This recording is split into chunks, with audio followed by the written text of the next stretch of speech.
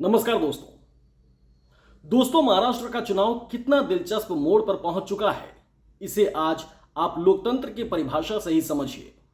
लोकतंत्र में जनता की सरकार जनता के द्वारा चुनी जाती है और जनता के लिए चुनी जाती है। महाराष्ट्र में बीजेपी ने अपने गठबंधन में ही गजब का लोकतंत्र दिखा दिया है। बीजेपी के इस लोकतंत्र का मंत्र है सब कुछ अपने लिए, अपनों के ही जरिए और चुनावी वार भी विपक्ष से पहले अपनों पर ही। बीजेपी का यह गजब लोकतंत्र चल कैसे रहा है, यह भी आपको बताते हैं। अपने इस अंदाज, इस स्टाइल से बीजेपी अपने सहयोगी दल के मुख्यमंत्री एकनाथ शिंदे और उप मुख्यमंत्री अजित पवार के बीच चुनाव में ही ठिकाने लगाते दिख रही है। हालांकि बीजेपी का यह कदम इस बात का इशारा भी कर रहा है कि शायद प्रधानमंत्री नरेंद्र मोदी और अमित शाह को महाराष्ट्र के नतीजे अभी से ही दिखने लगे हैं। जी हां, इसीलिए दोनों दिग्गज रणनीतिकार अपने लिए चुनाव बाद की सेटिंग अभी से ही करने लगे हैं। अब आप समझिए, बीजेपी का यह गजब का खेल औपचारिक तौर पर तो लंबी लंबी और कई और बैठकों के बाद, मुंबई से दिल्ली तक माथापच्ची के बाद महाराष्ट्र की सत्ता पर काबिज महायुति यानी बीजेपी, एकनाथ शिंदे की शिवसेना और अजित पवार की एनसीपी ने कुल 288 विधानसभा सीटों का बंटवारा किया। इतना मंथन, इतनी मशक्कत के बाद हर पार्टी ने अपनी अपनी सीट तय की है, तो जाहिर है उनके पास अपने नेता भी हैं चुनाव लड़ने के लिए। लेकिन अब बीजेपी अपने कुछ नेताओं को अपने सहयोगी दलों में भेज रही है। बीजेपी के नेता बीजेपी छोड़कर शिंदे की शिवसेना और अजित पवार की एनसीपी में शामिल हो रहे हैं और चुनाव भी लड़ रहे हैं। हैरानी देखिए बीजेपी किस तरीके से गेम प्लान कर रही है। ऐसा मत समझिए कि अगर बीजेपी से कोई नेता शिंदे या अजित पवार की पार्टी से उम्मीदवार बना है तो बदले में बीजेपी उन दोनों सहयोगी पार्टियों के नेताओं को अपने टिकट पर चुनाव लड़ाकर कोई एडजस्टमेंट कर रही है। जी नहीं, ऐसा बिल्कुल नहीं है। जो सीटें बीजेपी ने ली हैं वो तो उसकी हैं ही, जो शिंदे और अजित पवार को दी गई हैं उनमें भी सेंधमारी की जा रही है। ऐसी करीब आधा दर्जन सीटों के बारे में हम आपको बताएंगे, लेकिन उससे पहले दो सवाल जो बीजेपी के इस अनोखे मिशन, इस गजब के लोकतंत्र से निकल रहे हैं, उसे समझिए दोस्तों। पहला सवाल तो यह है कि क्या बीजेपी इस चुनाव में ही शिंदे और अजित पवार को अपने हाथों से निपटा देना चाहती है? अपने दोनों सहयोगियों को बीजेपी खुद ही कमजोर करना चाहती है? दूसरा अहम सवाल यह है कि क्या शरद पवार, उद्धव ठाकरे और राहुल गांधी की महाविकास अघाड़ी की जीत बीजेपी को दिखने लगी है?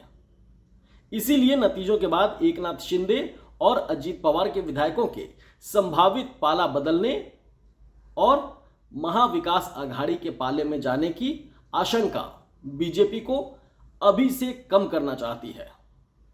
इसीलिए नतीजों के बाद एकनाथ शिंदे और अजित पवार के विधायकों के संभावित पाला बदल करने और महाविकास अघाड़ी के पाले में जाने की आशंका को बीजेपी अभी से कम करना चाहती है।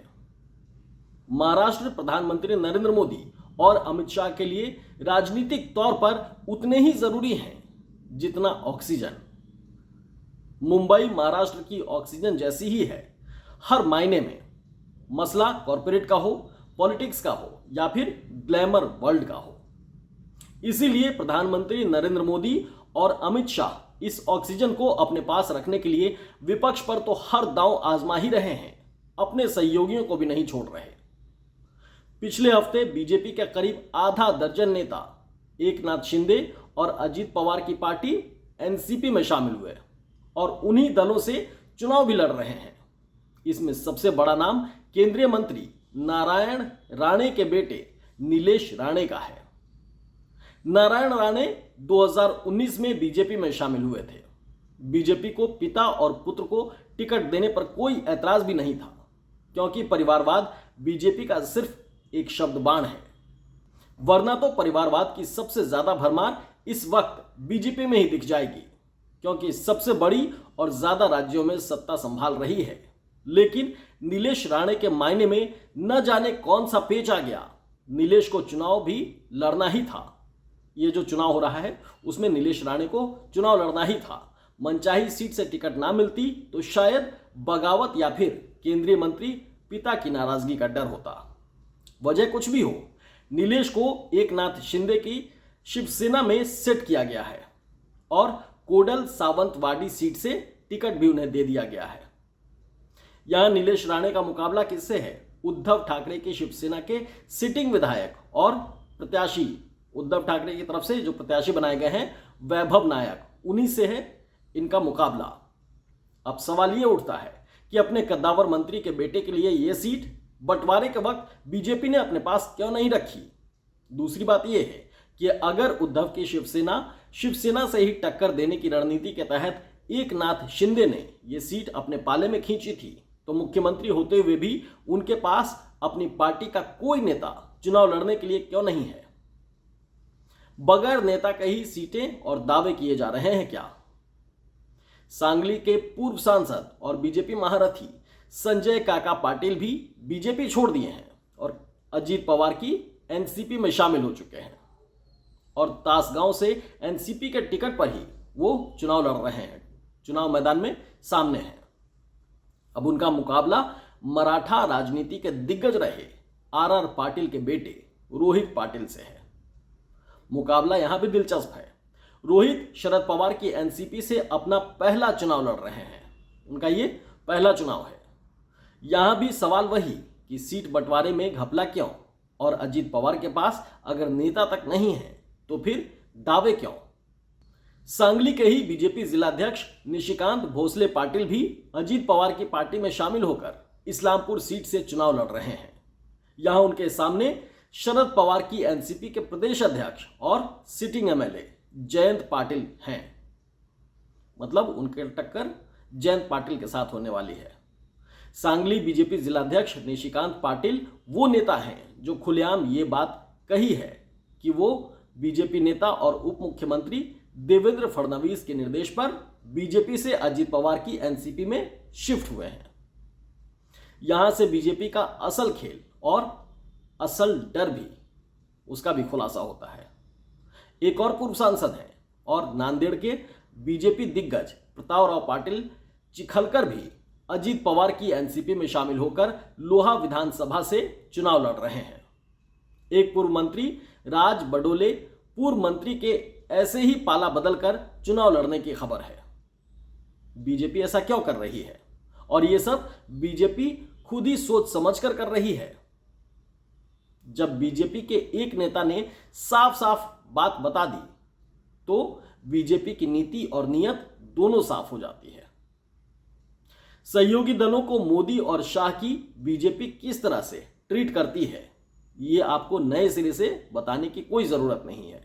पुराना इतिहास भी देख लीजिए और मौजूदा जो समीकरण चल रहा है उसमें भी बीजेपी किस तरीके से खेल कर रही है सहयोगी दलों के साथ, वो भी किसी से नहीं छिपा है।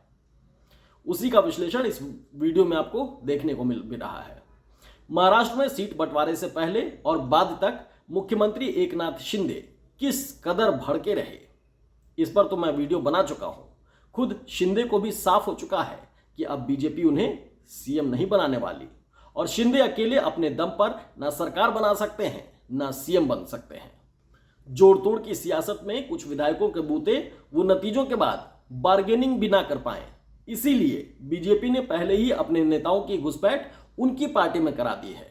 अजीत पवार तो खैर दूर दूर तक सीएम की कुर्सी के इर्द गिर्द भी नहीं दिखाई देते हैं, लेकिन अगर उनके मन में अपनी पार्टी सिंबल पर जीते चंद विधायकों को देखकर कोई ख्याल आने लगे तो उसे भी बीजेपी नेताओं के जरिए मोदी और शाह की रणनीति ने पहले ही धराशायी कर दिया है। लेकिन अपने सहयोगियों को कमजोर करने के पीछे बीजेपी का इकलौता कारण खुद को मजबूत करना ही नहीं है। एक बड़ी वजह महाराष्ट्र की जनता और उसका मूड भी है, जिस पर हमने अपना पिछला वीडियो बनाया था, उसमें जिक्र भी किया था। महाराष्ट्र की जनता इस बात को सीधे सीधे अपने समझती है कि मुख्यमंत्री के चुनाव के लिए वोट करने की सोच के साथ 20 नवंबर को पोलिंग बूथ पर पहुंचेगी। मराठी मानुष और महाराष्ट्र के साथ छल का जवाब देने के लिए आतुर दिख रही है महाराष्ट्र की जनता। ऐसे में बीजेपी को जो सबसे बड़ा डर है वो महायुति की उनकी सरकार की हार है, और दूसरा डर हार की सूरत में शिवसेना और एनसीपी को तोड़कर लाए विधायकों को वापस पाले में बदल सकना, मतलब अपने पाले में फिर से ले लेना।